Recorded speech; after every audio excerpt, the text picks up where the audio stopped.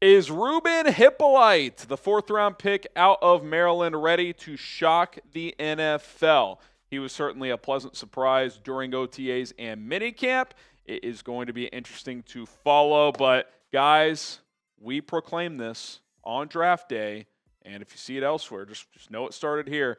Hashtag Hippo Hive. The hype around Ruben Hyppolite is growing. Hippo Hive. If he balls out, we're going to be making Hippo Hive t-shirts. So let's make it happen. Get it trending in the comments, on social media, everywhere you look, and let's make it happen.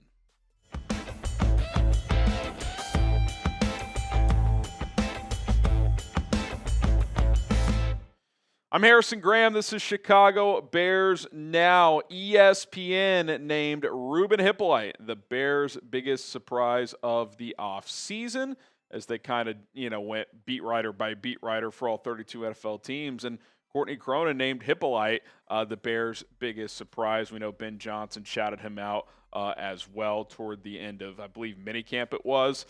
So I thought we'd do a little video on Hippo here on today's show. Here's what Courtney had to say first, saying Ben Johnson singled out Hyppolite as the player the Bears coaches saw the most improvement from this spring. While the search for Chicago's number 3 linebacker isn't the sexiest of position battles, Hyppolite, a fourth-rounder with a 4.39 second 40 time, made early impressions on the coaching staff. With veteran TJ Edwards sidelined with a soft tissue injury, Hyppolite got a lot of run with the starting defense at a position he doesn't have much experience at, the weak side linebacker, after playing middle linebacker throughout his career at Maryland. I think it's fair to say that Hyppolite has the inside track to be the Bears' LB3. Now, that doesn't mean he's like the heavy favorite. That doesn't mean it's not a competition. I do think, though, given that this regime let a guy like Jack Sanborn go, drafted this guy where they did when many didn't expect him to go in that range, and just given the other options on the roster, I think Ruben Hyppolite is the early favorite to earn that Sam linebacker job, and then also be your top backup, too, where you're kind of a part-time starter as the third linebacker in base defenses, but also if either TJ or Tremaine goes down, he goes in there as the backup. Why? Because he has experience at middle linebacker throughout his collegiate career, and he's been starting to get some work in at weak side as TJ missed a lot of OTAs. And, just building off those reasons, I do think he has the athletic profile for all 3 spots. Now, he talked about at the end of OTAs that, there's different techniques for the different linebacker positions that he's still learning, especially getting those reps at weak side linebacker, but did talk about that being able and being ready to step up and get those reps and opportunity with the first-team defense was huge for him early on in his development here. You just think about other options. Amon Ababamiga, like, he's a special teamer first, linebacker second. I've compared him to Travis Homer. Special teams first, running back second. Like, if you need them to step on the field and play for you, yeah, they can fill in and do an okay job, but they're not going to be a difference maker. Noah Sewell, it's year 3, still unproven. He'll certainly have an opportunity in there. I think it probably comes down to Hyppolite or Sewell at the end of the day. It sounds like Sewell has kind of transformed his body a little bit, so maybe he takes a step forward this year. But again, I think Hyppolite's in a good position here. And don't forget what Ben Johnson had to say about his rookie linebacker. He said he's done a good job adjusting to that speed as we've gone through, and that's going to have to show up as we do get the pads on. But I think he's been improving every single day, and really we're hoping that course continues. And obviously, especially for a young player, things do change when the pads go on because, you get these veterans and OTAs. They may not be going full speed. The pads come on, though, and people start popping each other like, okay, we'll see what the kid's made of. So I'm excited to see what he can do. I do think this, and I've said this about Ozzie Trapillo. I think that the Bears want Hyppolite to win the job. Doesn't mean they're going to give it to him, but I think they would want him to win the job. Why? Because he has a good athletic profile. They envisioned him being that third guy when they drafted him, and they probably envisioned him, hey, if things go really well and he develops, he could be a future kind of permanent starter for us, one of the 2 primary linebackers on the field, just like Ozzie Trapillo. If Braxton Jones is better, Braxton Jones is going to start. But if Trapillo comes in and earns the job, I think that would be the Bears' preference. Why? Well, they just drafted him in the 2nd round. That's number 1. And number 2, he is a guy that would have a 4-year cheap contract runway as a rookie in the NFL, whereas Braxton's in a franchise contract year. Noah Sewell is in his third year, so ideally Hyppolite just gets that job and you have a starting caliber player for cheap for the next 4 seasons. That's why it's critical to draft very well. Will Ruben Hyppolite be LB3? Will he be the third linebacker on this team this year? Type Y for yes, he will, or in for no, he will not. Coming up next, the best and worst case scenario for Hippo's freshman, I don't know why I put freshman, rookie season in the NFL, his first year. What is the best case scenario? What is the worst case scenario? We will discuss coming up here in just a second. But first, FGB.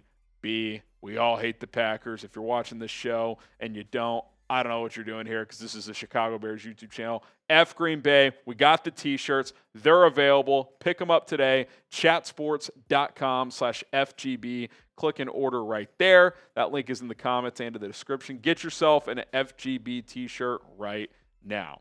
Okay, let's get to the best case scenario and the worst case scenario for Ruben Hyppolite. I think the best case scenario is he does win the linebacker 3 job, and he plays well enough that at the end of the season, they view him as a primary starter for next year. Because being the third linebacker, you're not really a starter. You're the top backup, and you're on the field in base downs. You're the third linebacker. So you're kind of a part-time starter, if you will. The Bears will probably run 3 linebacker sets, 25% of snaps. You're going to sit in nickel 2/3, 3/4 of the time, if not more these days. So I think that's the best case scenario where he plays well this year. He's that third guy. He's good on special teams. And at the end of the year, it's like we think this can be a primary starter, making a guy like Tremaine Edmunds expendable.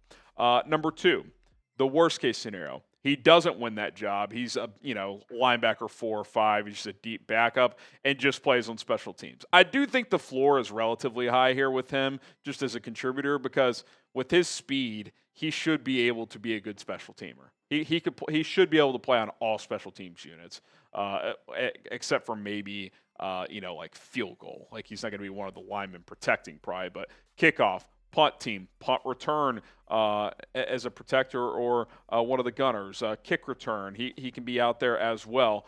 He should be on the field on most special teams units. And again, to circle back to the best case scenario, or at least a good scenario, if Ruben Hyppolite plays well, that's great. But also, Tremaine Edmunds is probably cut unless Edmunds has a great year because his contract becomes very easy to dispose of after the 2025 season. I'm hopeful for Tremaine. I'm hoping he plays better under Dennis Allen, but let's face it, he's been pretty average, and for his contract, probably below average, making $18 million per year. So I think the Bears would love to see Hyppolite play Tremaine Edmunds off this team. If we're being completely honest, as harsh as that sounds, it's you're running a salary cap table, and if a guy's not producing and you have someone else who can at a cheaper cost, that is what these teams are going to do. It's pretty cutthroat. I also think that this kid has a chip on his shoulder. He was overlooked. He wasn't on my radar. I don't think he was on a lot of NFL teams' radars. He wasn't on draft analysts' radar. I think Dane Brugler had a 7th/UDFA grade on him. He went in the 4th round. He didn't get invited to the Combine despite being a 4-year starter for a Power 4 program at the University of Maryland. But he put his head down, went to work, and found his way to being an early day 3 pick in the 4th round by the Bears. We'll see if the Bears were right or not, but he certainly put in the work and did what he had to do to get drafted. Here's what Ruben had to say a few months back about kind of his whole draft process. He said, when I called the second time, talking about calling the scouting combine, they said, nah, you'll run at your pro day. I wasn't upset. I was a little aggravated, but I didn't go in the tank. I said, it's time for me to get out the mud a little bit, and that's what I did. And that is what he did. He ran a 4.39 in the 40, tested well on other athletic drills, and combine that with his 4 years of collegiate experience as a primary starter for Maryland, that adds up to an intriguing player, to an intriguing prospect. And, it's a great example of, sometimes in life things aren't going to go your way. Maybe you are being overlooked at your job, but if you prove yourself to the right people, eventually you will get noticed. And clearly he impressed the Bears. The Bears said the top 30 visit he took is one of the most impressive ones they had this year. So not only does he have the physical makeup, not only does he have the experience and the athletic profile, coachable, team guy, someone that coaches can push and challenge. And if you just listen to this guy talk, go throw on one of his press conferences, it's like, yeah, I could understand why he would impress the folks at Hallis Hall, Ryan Poles, Dennis Allen, Ben Johnson, because he's well-spoken, he's very coachable, and he's just a likable guy, very calm demeanor. So I'm rooting for this kid. I'm on the Hippo Hive train. I hope it takes off, and if it does, you guys know where it started, right here on Chicago Bears Now. You are a part of that. All right, thank you guys so much for making it to the end of the video. If you did, that makes you a real one. Be sure to hit that subscribe button on today's show, and we'll see you guys next time here on Chicago Bears Now.